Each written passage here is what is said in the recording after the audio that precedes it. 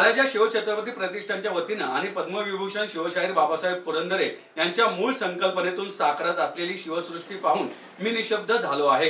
ही शिवसृष्टी पुढील पिढ्यांसाठी प्रेरणेचे एक केंद्र ठरणार असून यातील पुढील टप्पे लवकरात लवकर पूर्ण व्हावे या दृष्टीने शिवसृष्टीच्या तिसऱ्या टप्प्याच्या उभारणीसाठी आम्ही राज्य सरकारतर्फे 50 कोटी रुपयांचा निधी उपलब्ध करून देणार आहोत अशी घोषणा मुख्यमंत्री देवेंद्र फडणवीस यांनी केली आहे। आज शिवजयंतीचे औचित्य साधत मुख्यमंत्र्यांच्या हस्ते महाराजा शिवछत्रपती प्रतिष्ठानच्या वतीने आंबेगाव बुद्रुक येथे उभारण्यात येत असलेल्या शिवसृष्टीच्या द्वितीय चरणाचा लोकार्पण समारंभ संपन्न झाला। खासदार श्रीमंत छत्रपती उदयनराजे भोसले, केंद्रीय सहकार व नागरी विमान वाहतूक राज्यमंत्री मुरलीधर मोहोळ, राज्याचे उच्च व तंत्र शिक्षण आणि संसदीय कार्यमंत्री चंद्रकांत पाटील, राज्याचे माहिती तंत्रज्ञान आणि सांस्कृतिक कार्यमंत्री ॲडव्होकेट आशिष शेलार, राष्ट्रीय स्वयंसेवक संघाच्या पश्चिम महाराष्ट्र प्रांताचे संघचालक नाना जाधव, पुणे महानगर संघचालक रवींद्र वंजरवाडकर, आमदार विजय शिवतारे, महाराजा शिवछत्रपती प्रतिष्ठानचे विश्वस्त जगदीश कदम, अमृत पुरंदरे, डॉक्टर विनय सहस्त्रबुद्धे आदी मान्यवर यावेळी उपस्थित होते।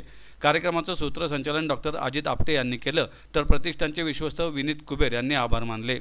पंतप्रधान नरेंद्र मोदी यांनी नुकताच मराठी भाषेला अभिजात भाषेचा दर्जा दिला, हे आपल्यासाठी आनंदाची बाब आहे असे सांगत देवेंद्र फडणवीस म्हणाले, भाषेचे महत्त्व छत्रपती शिवाजी महाराजांनी जाणले होते आणि म्हणूनच त्यांनी स्वराज्यात मराठी भाषेला राजभाषेचा दर्जा देऊ केला होता। त्याकाळी अरबी फारसी भाषेत चालणारा राज्यकारभार महाराजांनी मराठीमध्ये चालू केला होता।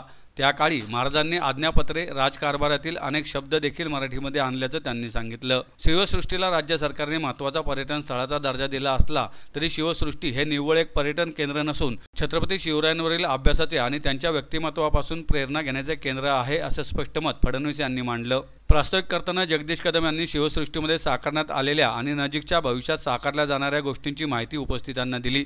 शिवसृष्टीच्या दुसऱ्या टप्प्याच्या निर्मितीमध्ये सुमारे 87 कोटी इतकी गुंतवणूक करण्यात आली असून स्वदेश, स्वधर्म व स्वभाषा ही शिवाजी महाराजांना जवळची असणारी महत्त्वाची 3 तत्वे यावर या टप्प्याच्या निर्मितीमध्ये विशेष लक्ष केंद्रित करण्यात आल्याचे कदम यांनी सांगितले। शिवसृष्टीच्या दुसऱ्या टप्प्यात उभारण्यात आलेल्या गंगासागर तलावात रायगड, राजगड, प्रतापगड, सिंहगड या किल्ल्यांवरून आणलेले पाणी मान्यवरांच्या हस्ते अर्पण करण्यात आले।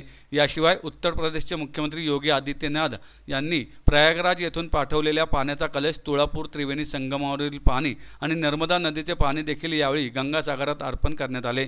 यापैकी रायगडावरील पाणी हे घोडेस्वारांनी आणले आहे, हे विशेष। आपण अतिशय चांगलं काम करता आहात। या कामामध्ये अनेक लोकांचे हात लागतात। खऱ्या अर्थानं जनता देखील आपल्याला मदत करते आहे, पण शिवसृष्टीचं काम हे अधिक वेगानं व्हावं म्हणून आज मी आपल्याला ही घोषणा करतो की महाराष्ट्र सरकारच्या वतीनं अजून 50 कोटी रुपये आम्ही शिवसृष्टी करता या ठिकाणी देऊ आणि पुढेही जगदीशजी हे काम पूर्ण करण्याकरता अजून काही आवश्यकता पडली, मी आणि माझे दोन्ही उपमुख्यमंत्री आम्ही तिघही मावळेच आहोत, त्याच्यामुळे काही चिंता करण्याचं कारण नाही आहे। आपल्याला कल्पना आहे की एकनाथराव शिंदेजी हे देखील छत्रपती शिवरायांना मानणारे आहेत आणि आमचे अजितदादा तर पुण्याचेच आहेत आणि पुण्याचं काही म्हणजे तसं कुठेच मला नाही म्हणत नाही, पण पुण्याचं काही सांगितलं तर नाही म्हणतच नाहीत, त्याच्यामुळे तोही प्रश्न नाही आहे। त्याच्यामुळे निश्चितपणे या आपल्या महायुती सरकारच्या माध्यमातून 50 कोटी रुपयाचा निधी आपण देऊ। आपण अत्यंत वेगानं हे काम निश्चितपणे पूर्ण करा। मी निश्चितपणे आपल्याला सांगतो की हे एक राष्ट्रकार्य आहे, कारण देशाभिमानी आणि इतिहास जाणणारी पिढी जोपर्यंत तयार होत नाही तोपर्यंत देशाचा विकास होत नाही। आपल्या देशाच्या पंतप्रधानांनी सांगितलं, विकास भी और विरासत भी। जोपर्यंत वारसा, जोपर्यंत विरासत आम्हाला लक्षात राहत नाही तोपर्यंत आत्माभिमानी पिढी आम्ही जागरूक करू शकत नाही।